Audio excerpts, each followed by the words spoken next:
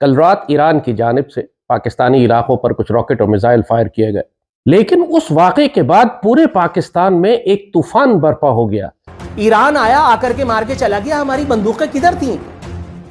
Pakistan ordnance factory, वहां में क्या बांसुरियां आजकल बन रही हैं। जो मुलाकात हुई भारतीय वजीर खारजा की ईरानी वजीर खारजा से, तो कहीं इसका नतीजा उसका शाखसाना तो नहीं है, क्योंकि इंतखाबात सर पर हैं भारत में। और आपको पता है कि भारत इलेक्शन कैंपेन में, भारतीय जो सियासतदान है उनका जो सबसे ज्यादा मंजन बिकता है अपनी इलेक्शन कैंपेन में, वो यही बिकता है कि जितना वो पाकिस्तान मुखालिफ बयानात देते हैं उतना वो उनका वोट बैंक ज्यादा मजबूत होता है।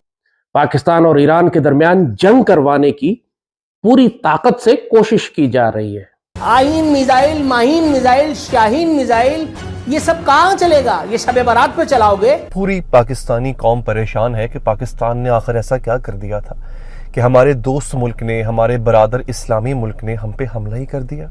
ईरान का वही वजीर खारजा, वो ये कहता है कि पाकिस्तान के ऊपर हमें एक और हमला करना पड़ा तो करेंगे। एक तरफ आसिम मुनीर साहब, आली मर्तबत आर्मी चीफ साहब, वो आंख बंद करके और लंबी सी खूंखार बंदूक से निशाना साध रहे हैं। ये निशाना कहां लग रहा है भाई?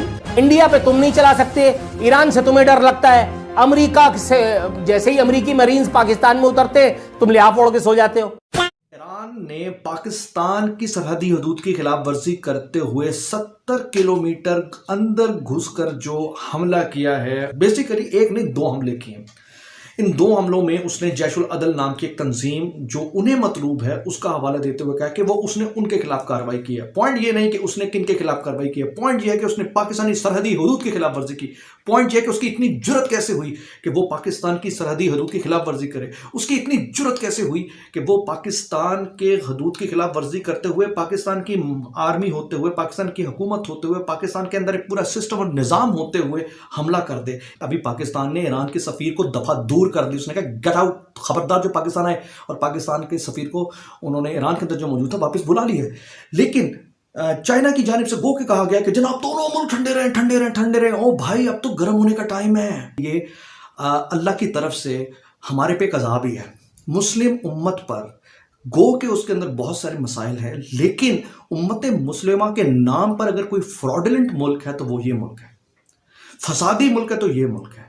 और उम्मत मुस्लिमा के पीठ पे खंजर घोंपने की अगर कोई तारीख रखता है तो वो ये ईरान है। हमारे बदतरीन दुश्मन दो हैं सिर्फ, एक भारत है और दूसरा इसराइल है, जो डिक्लेयर्ड एनिमीज हैं हमारे, जिन्होंने हमारे साथ हमेशा जंग की है, पाकिस्तान को तबाह करने की कोशिश की है, हमें नुकसान पहुंचाया है। और पाकिस्तान हर वक्त इनके साथ हालत जंग में है पिछले 75 साल से। भारत के साथ तो हम खौफनाक जंगें लड़ चुके हैं, और कोई दिन, कोई वक्त ऐसा नहीं है कि जब हालत जंग में ना हो हम भारत के साथ। हमारा 1 लाख से जायद पाकिस्तानी सिर्फ भारत ने पिछले 15-20 साल में शहीद करवाए हैं दहशतगर्दों के जरिए। पाकिस्तान का बाजू तोड़कर अलग किया है मशरकी पाकिस्तान में। और दूसरी जानिब इसराइल है, उसने भी हमेशा भारत की मदद की है, मशरकी पाकिस्तान में भी मदद की थी, कारगिल में भी की, और उसके बाद भी हमेशा से ये इसराइली डॉक्ट्राइन है कि किसी सूरत में पाकिस्तान को इतना मजबूत नहीं होने देना कि वो इसराइल के लिए खतरा बन सके, खासतौर पर जब हम एक एटमी ताकत भी हैं। इसलिए वो भारत की हमेशा मदद करते हैं पाकिस्तान के खिलाफ। अमेरिका, इसराइल और भारत, इनका बेसिकली जो पपेट ईरान है, ये अंडर कवर एजेंट के तौर पर, लेकिन इसका कवर उतर चुका है। अनफॉर्चुनेटली चूंकि हम अपना सही मुकदमा नहीं लड़ते, इसलिए हम इसे छोड़ते जा रहे हैं। उम्मत मुस्लिमा इस पर तवज्जो नहीं दे रही। कोई बात नहीं, खैर है। इस बात को अपने जहन में रखिए कि इस सरहदी हदूद की खिलाफ वर्जी इन्हें बहुत महंगी पड़ेगी। उन्होंने कहा जी हमने हेडक्वार्टर पर हमला किया। और भाई, हेडक्वार्टर ये होता है जहां आप 2 बच्चे और घर और मस्जिद को तबाह कर दे। ये होते हैं दहशतगर्दों के हेडक्वार्टर। किसको बेवकूफ़ बना रहे हो? किसको तुम उल्लू बनाकर अपना मंजन बेच रहे हो? यहां ये मंजन नहीं बिकना। ये ईरान जो समझ रहा है ना अपने आप को फन्ने खां, इस बात को जहन में रखें। पाकिस्तान ना तो इराक है, पाकिस्तान ना तो यमन है, पाकिस्तान ना तो सीरिया है, पाकिस्तान ना तो इस तरह का कोई दूसरा मुल्क है जहां बैठकर वो अपने इस तरह की 2 नंबरियां और कर सकेगा। हाँ, अब सुनिए जनाब, ये बेसिकली जो पूरी कहानी है, इस कहानी के पीछे भारत है। ये टेस्टर है भाई। इस टेस्टर के जरिए पाकिस्तान को जिस तरह आजमाने की कोशिश की है, तो वो भूल रहा है कि ईरान ने ये जो जुर्रत की है वो तो भारत नहीं कर सका।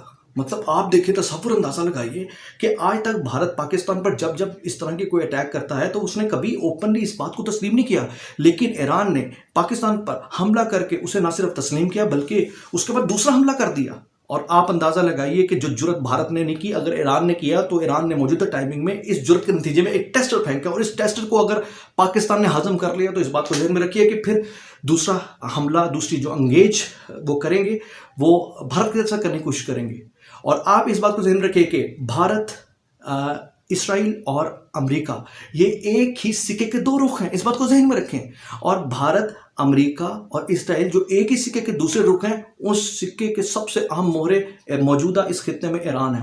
पाकिस्तान की सॉवरेनिटी वायलेट हुए हैं, एक मुल्क की तरफ से मिसाइल फायर किए गए हैं, लैंड सॉवरेनिटी वायलेट हुई है, एयर सॉवरेनिटी वायलेट हुई है, ओवरऑल टोटल सॉवरेनिटी का जो कॉन्सेप्ट है उसके अंदर अगर 6 मिसाइल फायर हुए तो 6 मरतबा ये वायलेशन की गई है।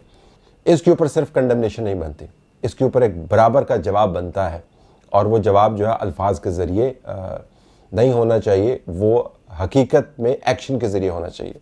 और ये कहना कि can have implications, can implications नहीं होंगे, कैन हैव इम्प्लीकेशंस नहीं होंगे, विल हैव इम्प्लीकेशंस होंगे, शैल हैव रिस्पॉन्स होगा। आपको इसके अंदर एम्फेसिस ऐड करना चाहिए था और रिजॉल्व का मुजाहरा करना चाहिए था। और फिर आप ये क्यों बीच में जुमले लिख रहे हैं कि दहशतगर्दी जो है कॉमन थ्रेट है? भाई कौन सी दहशतगर्दी है? अगर उनको कहीं पर नज़र आ रही है दहशतगर्दी तो ऑफिशियल कम्युनिकेशन के दरवाजे खुले हैं, उसको क्यों नहीं उन्होंने इस्तेमाल किया और पाकिस्तान को उन्होंने क्यों इतनी ऑकवर्ड पोजीशन में डाल दिया? तो ये बहुत ही फुसफुसी किस्म की एक प्रेस रिलीज़ है। और इसके बाद अगर कोई सख्त रद्द-ए-अमल पाकिस्तान की तरफ से अमलन आता है तो इस प्रेस रिलीज़ ने उसको भी प्रीएम्प्ट करने की कोशिश की है।